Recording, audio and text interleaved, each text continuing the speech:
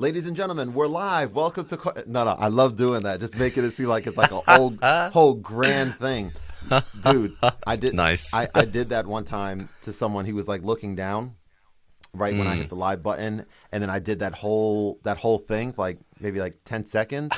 And he was startled. You laughed about it. You knew what time it was. You were like, no, okay, that's cool. Oh, yeah. So the guy was like, absolutely. whoa, what just happened here? Yeah. Brilliant. First and foremost, how you feeling today? How are you doing? Yeah, really good. And it's really nice to meet you. And thanks for having me to chat. And yeah, no, it's all good. How are you? How are you doing? Awesome.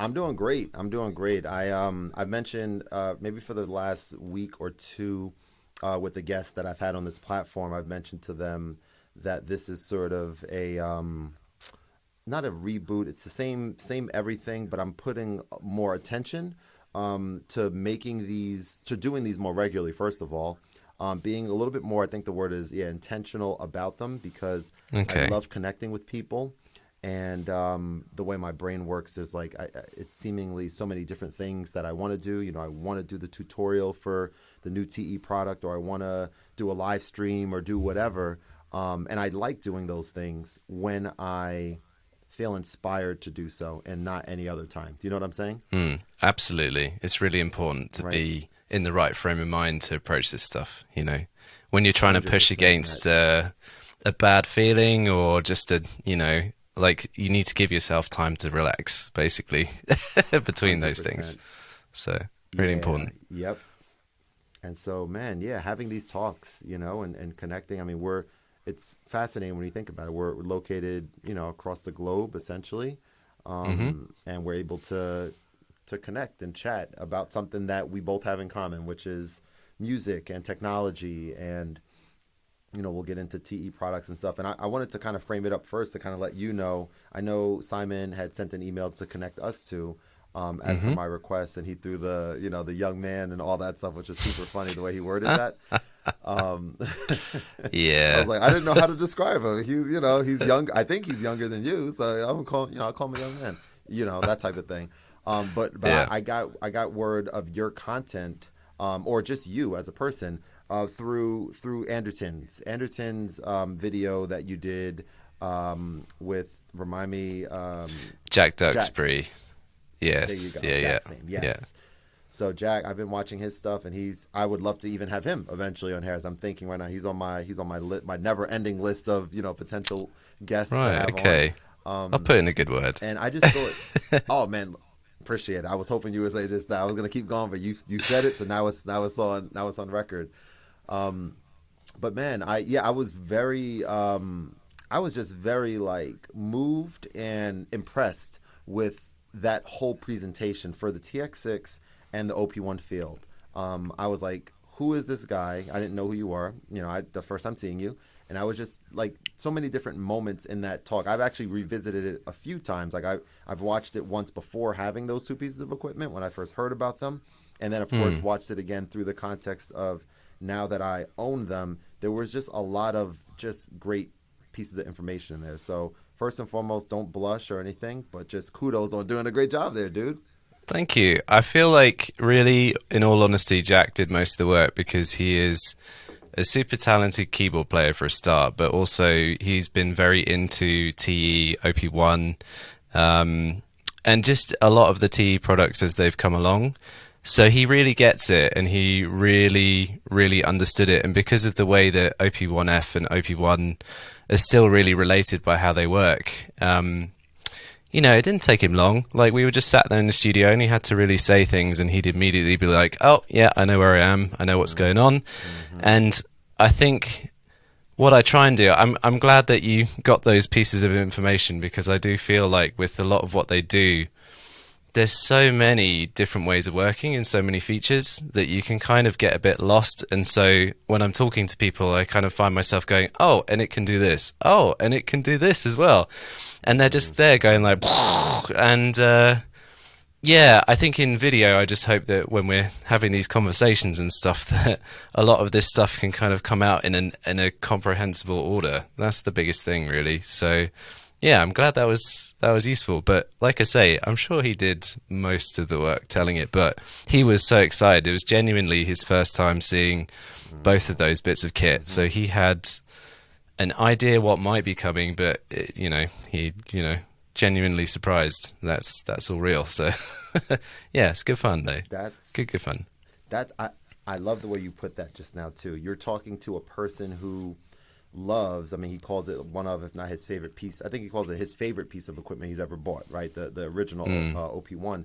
So talking to a person who is seeing the follow up to that for the first time and getting and someone who does an incredible job in his own right, of course, maybe needless to say, but incredible job at just being genuine, being fun, the Maltese Falcon, and this whole thing that he's kind of built up over mm, the years, and seeing that translate that genuine excitement, like you just said, with I guess with having everyone's going to have an opinion on everything. But one thing that I think really kind of cuts through the noise as I'm learning with my content as well is is that if you're genuine about something, if you're truly genuine about something, more often than not, that genuineness or genuinity is going to be detectable by your viewer. They know it. They see that you're hyped about something and that you're not necessarily trying to sell something or trying some ulterior thing. It's just like, hey, I'm excited about this piece of equipment and I want to share it with you guys, and maybe you mm. might be excited too. You know? Yeah, absolutely. And I mean, I know that a lot of people out there are working very hard to bring all this information out there for people to see, like yourself and other people. And it's always nice when you can work with stuff that you really genuinely enjoy and possibly have spent your own money on. There's this whole thing of people, um, getting bits of kit from different manufacturers, working with them, still needing to then present something to have it sponsored. And it's kind of finding that, I guess, that area where you don't fall too much into feeling like a bias is there. But I mean, most people kind of Yeah. talk about this stuff anyway quite openly now. So you know when a Yeah. video's been paid for, but usually people are pretty good at relaying the information that you're going to need to make your decision, because that's the biggest thing now, isn't it? Because you can go to a music store, and I think that's great. I love going to music stores. But sometimes a lot of the real deep information that you get is from places like YouTube and people like yourself Right. who really know stuff inside out. So, yeah, it's pretty cool that you can do that, I guess. Oh man. So, And yeah. I think it's incredibly cool. Yes, build your community and be able. I mean, on the surface, like, or I guess like at the ground level, like be able to create a brand for yourself, but then like talk about the things that excite you. And I think when you mentioned that sort of genuineness, and like I guess yeah, like authenticity with regards to what you talk about. I think right now it's interesting. You're in the same space as me as someone who understands the OP1 field and understands TE products and understands the OPZ, and so I would say I'm kind of very interested in where I am with my TE product, like current interest level, which is to say the first and only TE product that I purchased with my own money, so first and only, was the OPZ when it came out. Bought that, watched Cuckoo's video, watched a few other videos. I actually literally remember I was when I bought it, like when I ordered, I was in the gym on a Stairmaster, and I watched this like hour, 20-minute long video. I was like, I'm watching this whole thing right here to like soak in all this knowledge, so when I get it, I can just dive in. And when I Yeah. tell you that this piece of equipment for me when I first got it, and even to today, and now I'm being reminded about it now because I've gotten a lot of other things since then, and I put the OPZ aside for a time period, not because I was disinterested, but because there were other things to check out. But now I'm at this place Mm, where the workflow and the capabilities of the OPZ and the stuff that I was able to create with it when I was really going at it, like late nights and just playing with it and exploring, it is unbelievably remarkable. And I'm in a place, and remarkable maybe just a throw out there word, but it's like it's so interesting and fun and mm, unlike anything else that I've ever experienced, and it just works really really well for the way that I am used to making music, versus the OP1 field, which is very different, as you mentioned in your video that we referenced earlier. Very, very different. And so like I guess the point I want to make right now is like I'm trying to learn ways to create to be able to make music on the OP1 field standalone with just a piece of equipment. Like that's like my vision and my idea, and I believe I will get there eventually. Because right now Hmm. I'm not there. Right now, the way that I use the OP1 field probably different than maybe everyone else out there, which is I use it. I do a lot of exploration. I'm still figuring things out, but one of the most fun things for me is either connecting my phone or my iPad or even an aux in, and basically like creating on tape, like recording moments of my favorite songs that I like listening to, pop songs, old school songs, whatever, and recording these to tape and finding a loop that I particularly like and maybe having a little bit after, a little bit before, and then like doing the loop in and loop out timed perfectly, like when I'm listening to it, and then just experiencing this music differently. Now I have a little. Now I can just listen to this Michael Jackson song 4 bar loop, and I can pitch shift it in real time and listen to it that way for a little bit. I can Mm. jump to the next 4 bars or whatever, and you know that type of thing. And I truly enjoy doing that. And my thoughts are like, oh, that's a way for me to just like have a 8 tape group of just like all like maybe each tape is like a different, I don't know, a different genre, for example, right? And it's like it's organized that way, and that's something that's an idea that I have, that I have no idea if other people out there are like what the hell, why are you using it for that? Like you can do a million other things with it. Maybe that might be the case, but I'm starting to think like pour into and like lean into what's interesting to you and like see how far that takes you, right? Well, I think that's a perfect way to approach it, really, because, you know, we're used to now having different devices, a computer basically, that will do everything and anything we want it to within the reason, well, within system requirement stuff.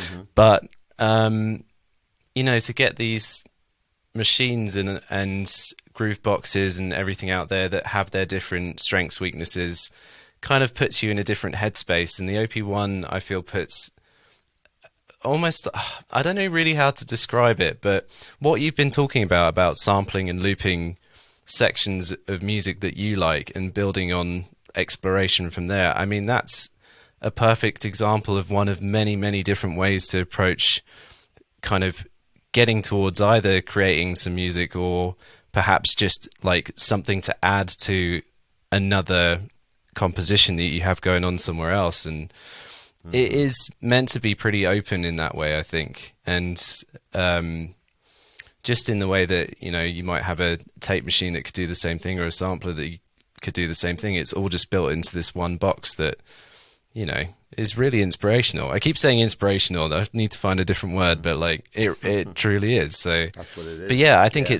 it's a really good thing to definitely really good thing to hear how other people use it for sure. It is. You're so right about that, Matt. It's probably one of the more interesting aspects of this particular piece of equipment, because there are such different, as we're both saying right now, such different ways and different stories of how people use it, that can inspire you to try it and see, oh, this is really cool, let me try that, or that's interesting, but I don't see myself using it that way. But that's something that I definitely want to get to that point with this platform as well. And I'm kind of getting there. I think this might be like my, I don't know, eighth, ninth, or 10th or so conversation with someone kind of specific, or at least most of the conversation being specific on TE and their products. And I would just say too, with the Z, one of the things from a content creator perspective that I thought about a while ago, and now I'm back at the like, let me just be a lot more open and free and not overthink and all that type of stuff. So I'm enjoying this sort of new phase of my content creation journey. But there was a time where like like basically when the OP1 field came out, I was feeling as though this is the new thing, this is the cool thing, this is the thing that people are looking for, so this is the thing that I want to make most content on as I'm learning it, which to some people maybe they enjoy watching someone, get the product and kind of learn it and be on that journey, but maybe to most people they want to know how to use it. They want someone that to teach them and explain how to use it and stuff. So when it comes to the Z, because that is not the flashy thing, and that's by far nowhere near as popular in my opinion. I mean, I don't know the numbers and stuff, but I just know that like a lot more people know about and use the OP1, and probably even the Failed, I would imagine, than the Z. And that was putting a little bit of like not, yeah, I guess hesitation on like me making content with the Z, even though I loved it so much and it was so intrinsic with how I make music. But now, like I posted just recently, I'm like, oh, let me plug in to the aux in my car, my OPZ, and I've been doing this for the past couple days, and I'm like, oh, I love. I've never listened to any of these, 30 to 50 or however many songs that I created that are like fleshed out. I never listened to them in this context before. Now I can, not I was gonna say at a red light, but no, not at a red light necessarily, but like get to the parking spot and like blast it so loud and like listen to it through that context, and I'm like, oh, this is really fun to do. So I'm like sharing it casually and stuff and having a blast with it. Yeah, nice. And I mean, being battery operated and stuff, and you can take it all with you. Like you can do that kind of thing, which, I'm sure when you make mixes, and a lot of people do this, you take it to the car just to get a idea of how it's going to sound, when you're Yeah. sort of driving along. And yeah, I mean, yeah, I don't know where I'm going with that. No, no, But it's you're straight up with the portable aspect of it, right? mm, How small it is. And dude, I was at the train station waiting for the train to come. Actually, I was going to visit Simon and some other folks from T oh, going to the cool. city in New York City a few weeks ago. It was my first time meeting him in person, which was I recorded some content as I'm thinking about it now. I was like, I want to, and maybe if I'm not being lazy as I'm editing this video, I will actually put some B-roll footage, which I probably won't do because I probably will be lazy. But I do want to like have a, I do want. I'm like calling myself out for being a lazy video editor right now, which is true. I kind of am.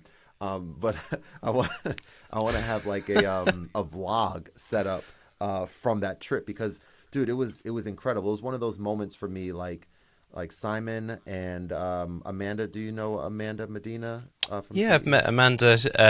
Met her? Her and a few other people came to visit. We did because just a tiny bit of background about me. So Yeah. um, I work with TE on behalf of a distributor in the UK called Sound Technology. So there are a few other brands that we kind of work with, and we do things like trade shows and events, and we do stuff with TE quite a lot. And one of the things we did last year was Gearfest, which was organised by a magazine called Sound on Sound, based here in the I've UK. heard of them.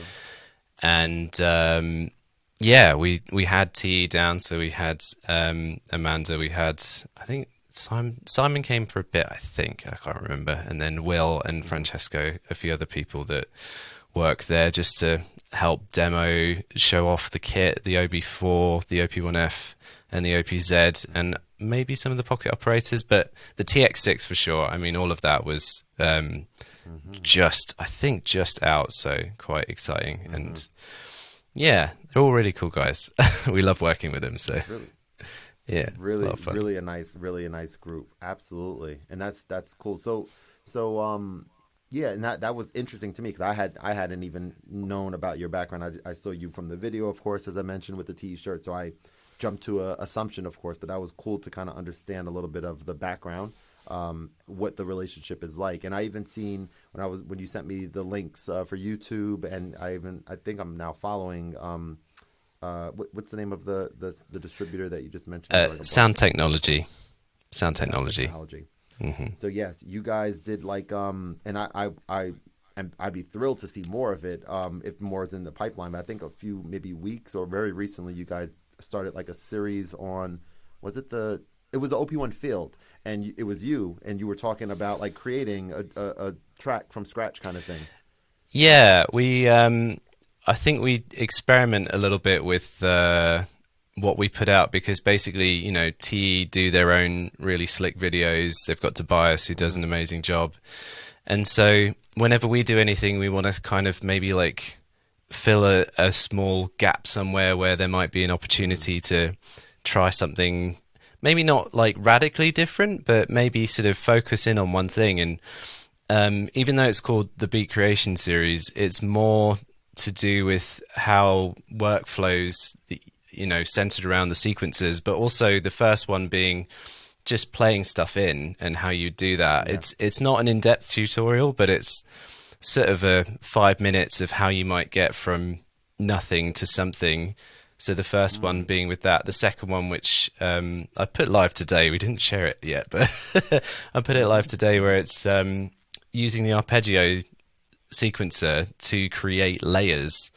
to then create like drum beats and stuff like that. And yeah, and then the rest of them will kind of follow on and, cover endless finger, tombola. Although, when it gets to the more experimental ones, I'm going to have to think about how that's going to piece together to a final like beat or pattern that could then become a track later on. But yeah, we like to try and like highlight some of the stuff where maybe someone's sent in a question to myself, or something's come up at a show where people are asking these questions about how stuff works. Like we did a series on the step components on the OPZ, because I felt like it was for some people, a massively overlooked part of the sequencer, where you've got all these additional parameters that you can, as well as the, like parameter locks, a way of kind of messing with the sequence to get something that evolves and changes over time in a really, really interesting way. And there wasn't a lot about that. So we kind of did a few like basic things on how all of those step components work. So yeah, just it's just stuff like that basically. I did that I think it was more around the time that they came out, but it's exploring those different things that people ask about, people want to know about, because I'm sure as well, like there's so much stuff out there and people have all their own takes on it, which is beautiful really. But we just wanted to add a bit of ours as well. I love that, and I'm excited to. I mean, I remember watching it just a few minutes ago, and I was looking at, and maybe you can even shed a little light on. Let's see, if I remember correctly, you had your metronome going, and then you went into endless, and you did like maybe two hi-hats, and then you used that as another metronome. What was the reason of using that when the metronome's already going? So whenever I'm creating anything, like I'd normally program it in. So like finger drumming is not my like go-to, but it can be like a really immediate way to get something going. And at the tempo that I'd kind of set myself, because I was trying to do this start to finish without like going back on myself too much, trying not to restart, kind of going with it, like kind of improvising where you don't kind of go, no, I'm going to have to stop, unless things went totally wrong. But I think you got there in the end with most of it. But with this hi-hat, it was just because when I was trying to drum along to it, where I'm not putting in the hi-hat myself, just doing the kick and the snare, I kind of needed that extra beat in between, but I wanted to just leave the BPM as it was. I could have doubled the BPM because I was at the start of the project, but it kind of, I don't know, it depends how you want to work. But I just thought the easiest way right now is just record a double time metronome that I can lock in better with, delete it, and then carry on, kind of thing. So I see. That's really cool. Yeah, and you hit it right on the head. I mean, I was spending time, and I don't communicate too much in there. Every so often, I'll send a message, but I enjoy reading sometimes the Discord. There's a TE Discord that I spend some time in, and my thought was like, okay, on the same spirit of what we were talking about earlier with this piece of equipment being so deep and can be able to do so many things.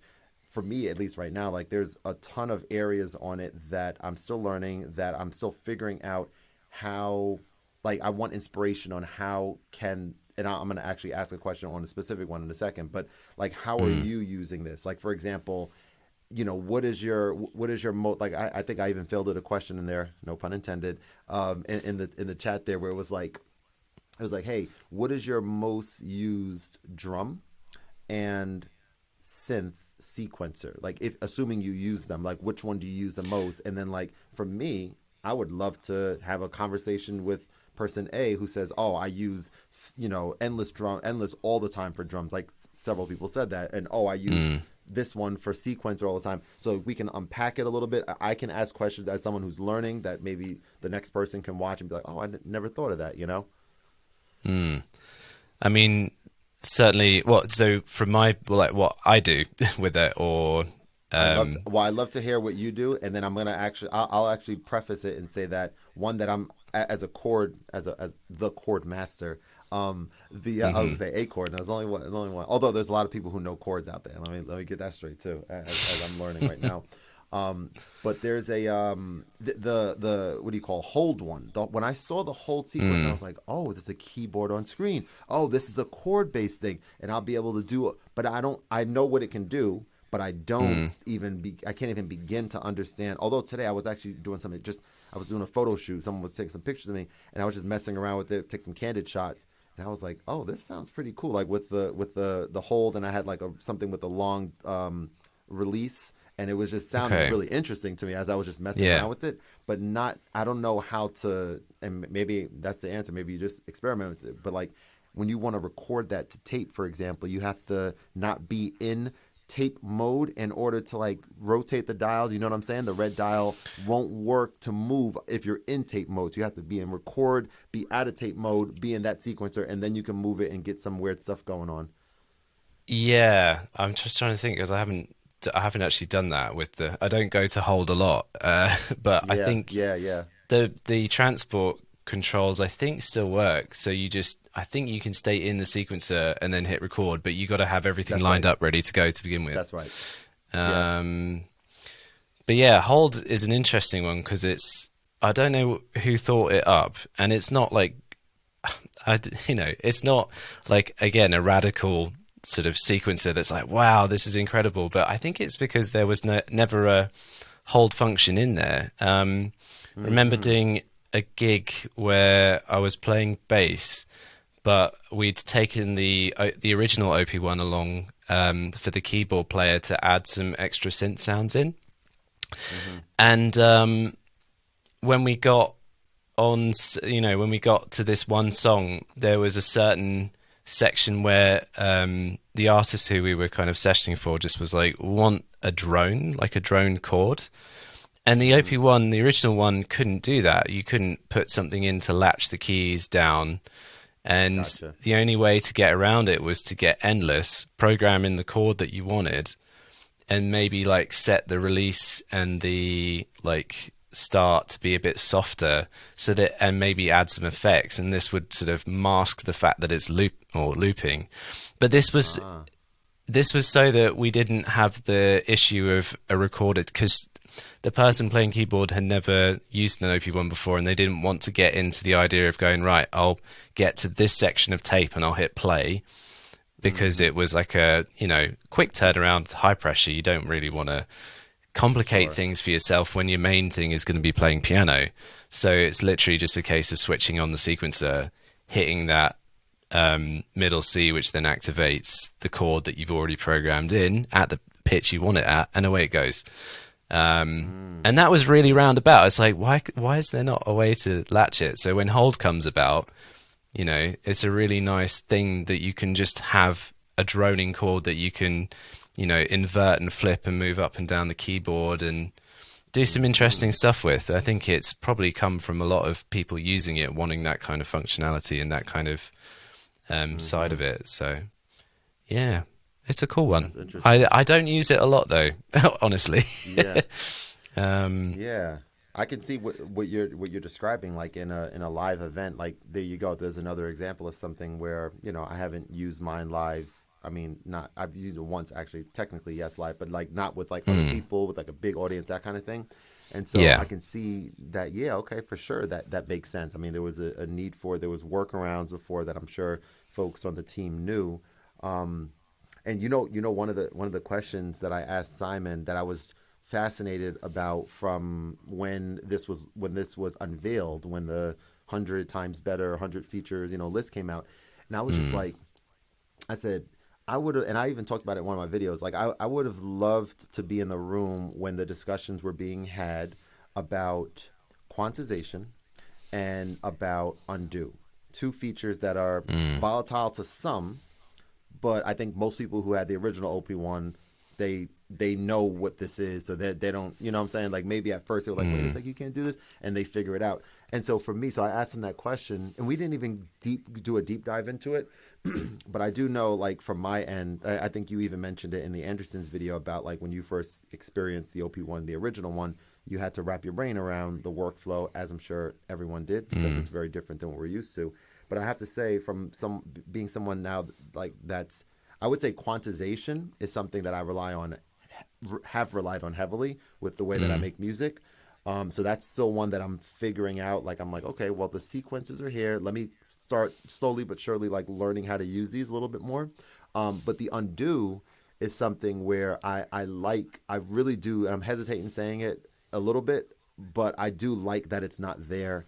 And it Mm. could have been a major, like, it would have been maybe a bad thing for them to have implemented that in the sequel. Maybe they would have made some people happy, but others who loved the essence of the original would have been like, wait a second, this is not an OP1 anymore, you know? Hmm.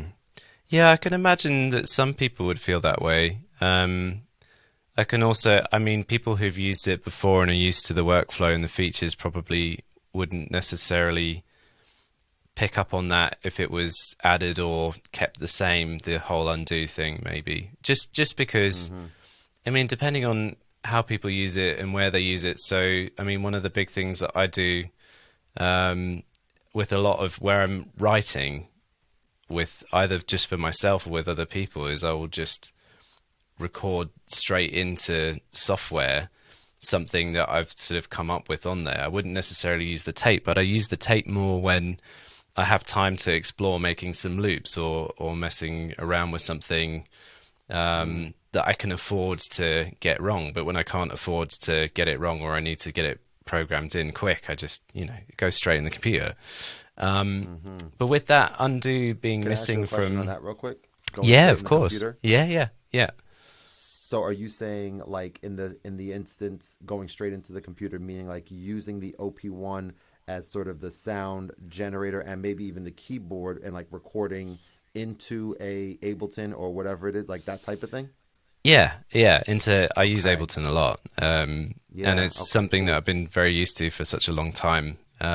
Just Hmm. because, yeah, I kind of got a copy while I was at uni, and then was like, okay, yeah, I get this Mm. because it's working with loops and kind of progressing through that, and then creating an arrangement after you've come up with your kind of sections and ideas, which I had real trouble with working with the timeline because I'd kind of get into looping that section of timeline like in Logic and going, I've built this Mm. up. I don't really know where to go with it, but where you can Yeah. kind of move Wow. those loops and ideas and layers around, it just made so much difference for me. Yeah. But with with recording in the OP1, it just, I think where I'll still take some time to like work with the sounds, usually from scratch or this actually the OP1F has some really good presets on it, like some familiar Mm-hmm. from the old one, but like some amazing stuff that's just a great jumping off point. And the drums are really cool as well. Mm-hmm. Um, Agreed. but yeah, I mean, on the undo thing, I think I really appreciate it because I feel like it's actually disciplined me more to where I'm not great at putting stuff in manually to try it, to Mm-hmm. really just jump in Mm-hmm. and have a go. And I think a lot of people would find the same thing too, because at the end of the day, if you need it to be perfect and you need it to be programmed, you just program it in the door of your choice, hook it up with USB, and then record it down the same cable, even if you want to. I mean, Mm-hmm. Mm-hmm. it's that's something that you can definitely do. And if you're making and releasing music, unless you've got someone else doing it for you, there will be a computer involved somewhere. So Mm-hmm. Mm-hmm. generally speaking, I don't know, maybe there's someone who still purely releases to tape or something. Mm-hmm. I haven't You found never them know. yet, but there's always a copy that's going to go on the computer somewhere and then out into Yeah. the wider world Yeah. if that's what the person wants. So yeah. I want to unpack that a little bit further because I want to make a video eventually once I understand with Ableton, specifically with the OP1, because Ableton is Mm, also the DAW that I've used, not extensively, but it's my only DAW really that I've used, right? And now I'm mostly like iPad and like OP1 and OPZ mobile stuff, and like my Roland Phantom keyboard as a piano player. I spend a lot of time there. But I have wanted to get back into Ableton and think like with my Mac Studio that's sitting there and with my OP1 Field, like naturally I can just have a very easy setup by just plugging that USB C to C, using the OP1 as the audio interface. And what I wanted to do, and I'm sure I want to know like the way your workflow is. Do you literally do that, or do you have your OP1 as like one piece and then you have like an interface somewhere else, and you have like a bigger keyboard? Like how does that workflow look, and does your OP1, I know it's a lot of questions, sorry, but does your that's OP1 fine. transport control and what do you call, yeah, DAW control and stuff, with do you use it for that as well? So from going sort of backwards from where those questions you've asked. So, firstly, when I work, I've tried different controllers, and I just always gravitate back to mouse and keyboard. And that is because that is how I started. That's how I've come to kind of, it's the most universal way to get around all of the different digital audio workstations, because Yeah. you can get control surfaces and things with common commands. But when you've got a keyboard and you get into a piece of software like I have with Ableton, and you start to learn all the keyboard shortcuts, it's so much faster to work that way, in my opinion. But lots of people like tactile control, so it's where you bring in other bits of kit like the OP1 or other things. But generally speaking, when I'm at home, the computer's the brain, or maybe I also have some Electron gear, so the Digitact might be the brain, and then everything else feeds in that way, and the OP1F is part of that. It will feed in, but because it's battery powered and because it's a more kind of versatile bit of kit, I do use it in other ways as well. So it will sometimes be that I will feed it through modular behind me or into the mixer that I have, which is kind of a junction box for some different effects pedals that I have. I very rarely use the interface built in because we've got interfaces here. But if I was out and about, or when I've gone away and taken my computer with me in the OP1, I'll just use the USB-C cable, because it's keeps everything tidy. When you're traveling, you don't want to necessarily have all of that complication. So, but at home, every like a lot of stuff goes in and out of it, because I use the effects on it with other bits of kit as well. So, just because there's some interesting stuff going on in there.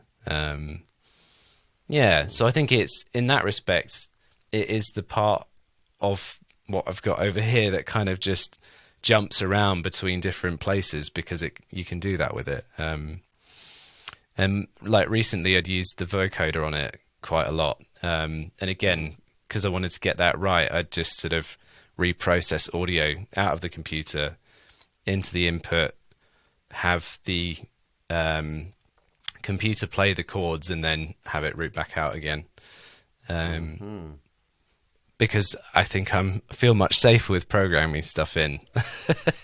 I can find the notes, but just I have to write them in most of the time. So yeah. Sure.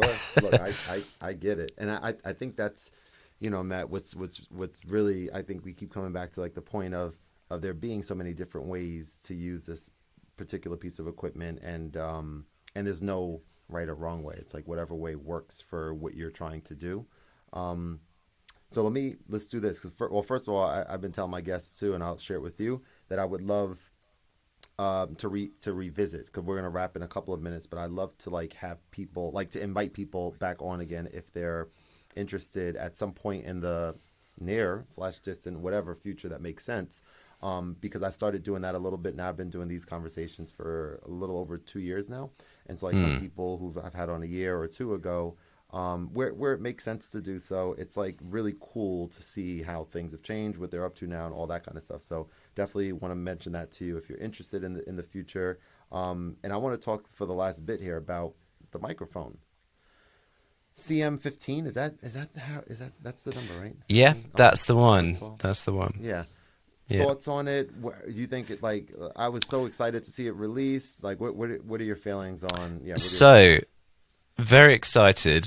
Although as the distributor, we saw it before it was announced, and we're obviously, when things like that happen, we're not allowed to talk about it.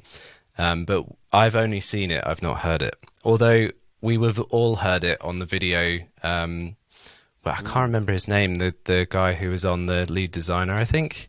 Yeah, I posted about him too, but I forgot the name, and I wrote the name, but I forget. But yeah, so I believe he is talking through that mic. So that is like a first taste of what it can do. I think the most exciting part about it is, for a start, it's part of that Field series, so it all kind of comes as its own. The design work is amazing, as always with those guys. And and the little features that make it useful for portable as well as studio use. So you can use it in a studio, you can use it as a vlogger or a podcaster, but you can also, Mm, take it out with you as it runs on battery, like all this stuff does. mm-hmm, mm-hmm. I'd be very interested to hear it. Very, very interested to hear it. But I haven't Same yet here. had the pleasure yet. Yeah. So, I'm in the same yeah. boat. I'm like, yeah, I heard about it, shortly before at the meeting that I mentioned in the city.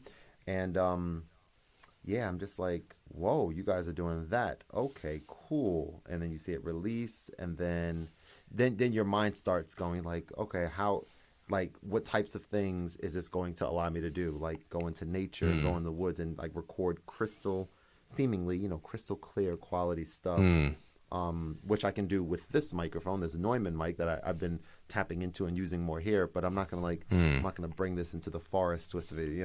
That thing I Yeah. definitely will. So I'm excited, man. I think Mm, it kind of closing and kind of like just reflecting a little bit on the years of using, experiencing their equipment and like that feeling of opening something new. I remember that OB4 speaker, how instantaneously when I got it, I was just like, actually, it wasn't instantaneous. It was shortly after. Obviously, the sound is incredible, but just the instant pitch shifting aspect and looping on there and stuff. And I'm like, oh my God, like this is like a DJ box for me. Like this is like made for yeah. me. Like I love it, so much. Yeah. So I'm just like appreciative, excited about having the relationship that I've started with the company, and be able to meet people like yourself and others who are just as excited, to learn from. And as time goes on, to eventually, I'm sure I'll be meeting you in person at some point, within the next year or Yeah, two or something like that. absolutely. Yeah. That would be really cool. I mean, did you by any chance go to any of the events that happened when Teenage Engineering did the tour around the US? They did the New York one as one of the last dates. I did Um, not, but you whether better you, believe I'll be there in. I don't even know if we can talk about it or not, but yes, I'll be there at one of the ones coming up. Yes, for sure. okay, Yes. Uh huh. most of what I do is based in the UK, but whenever I'm out in the States, I'll come say hi. Yeah, that sounds good, man. We'll have a cocktail of sorts. Yeah, there we Nice. go. My man, I'm gonna put your links as I do with everyone else below. I know you shared your YouTube channel and Sound Technology. I'm not gonna mess up the name again. I'm not gonna ask you for the name because I remembered this time. But it was really, really a delight chatting with you, and I'm excited to, yeah, even take the conversation offline. You have an Instagram, I'm assuming. I'll definitely link with you on there. Yeah, yeah, Yeah. absolutely. So, I mean, for anyone who's interested in what I do personally, like Yeah. music wise, my channel's D-Links. Um, Feelings. I just put bits and bobs of what I'm up to, really. Mm-hmm. Mm-hmm. I'm not a big social media person, but where needs Mm. must with music, I suppose you got to share what you're doing and keep people Un- interested and Unfortunately, keep conversation. I mainly use it to keep conversations going with people like yourself. So there you go. I That's will see you on exactly there. right. I was gonna say, unfortunately, because like we want to be in the midst, and I'm sorry for cutting you off a little bit there, but yeah, we want to, when we're making music and being creative, like we don't want to get out of that creative zone and be forced to like, oh, I gotta post this now. Mm, And right now, I'm in that. I'm in the. I'm back sucked in right now. Whereas maybe a month ago, I was like. I mm, was out for like a month or two or something like that, where I didn't have it on my phone, and I was just like, oh, I'm living, like I'm able mm. to just go outside and just experience the world. So I know that very soon, within the next few days or weeks or something, like I'll be back. And I like the ebbs and flow of it, right? Because I'm Mm. feeling that sort of, wow, I checked my phone way too damn much today or yesterday or Yeah, this week. yeah. So I think I'm we're all aware of it. guilty of it. It's Yeah. really good to back away from it because a lot of what we get as inspiration as creatives is from not from, social media. That's feeding us what other people are doing and often makes us feel Mm, pretty down about ourselves and what we can do. But actually, if you go out and live life and see everything that you can and really appreciate it, I think you can yeah. draw from that. Hard times, good times, but so long as it's not just all from a screen as such. Beautiful stuff that they're. Yeah, Yeah, that's yeah. hopefully that resonated with someone out there, because that makes a lot of sense. Yeah, living and experiencing for yourself the goods, the bads, whatever. and then allowing that to channeling your creativity through that essentially. Yeah, I feel that's the way I work, and not everyone's the same. But I mean, some people are so good at combining that creative side with I'm going to make something out of this, like a video or a post. Just for some people that's very hard. For some people it's a breeze. It's natural. It's just what they do. So, but Yeah. just go at your own pace. That's my thing. That's what I've learned recently. Is just you know take things as they come, and you want something, go after it, obviously, but Yeah. don't wreck yourself doing it. So yeah, Yeah. have fun, basically. That's it. It's And that simple. we'll leave it at this, man. You said go after it, right? Yeah. So that whole sentiment is one of my things right now, and like specifically, yeah, with Super Booth, which is next week or a couple weeks. I Yes, think yeah, next yeah, week, it is. something like that. Yeah. So like I would love to be there. It's very short notice, but like Mm. I put some things in motion that may allow me to be able to attend. And I'm like, Oh, why not really? throw it out there? Okay. Why not like say, hey, this is what I bring to the table, like, and we'll see. I'll probably cut this part out of the video. We'll see what happens. But the main thing is like, of course, like know your worth, know your value, and what do you have to lose by asking? And there's the Yeah. conversation going on now, so we shall see. Great. Well, Yeah. if it works out, I will see you there. Sounds good. When it works out, boom, let's make it Yeah, happen, when it man. works Let's out. go. Nice. Yeah. Dude, Manifest. Yeah. it's been an absolute pleasure. I'm gonna go pick my daughter up from my parents' house. But I hope you have an awesome rest of your day, and I'll definitely link with you on Well, Instagram. We'll keep the conversation going there. I'm gonna go to bed now because it's like There you go. 11 here, so There you go. way Hey, past my bedtime. you Yeah, get it's some. great to meet you and great to talk. It's been really cool. It was an absolute pleasure, man. You get a good night's sleep, and we'll definitely. This is like my eighth time saying, but keep saying keep the conversation going. We'll definitely stay Yeah. connected, and I look forward to doing so. All right. All right. Cool.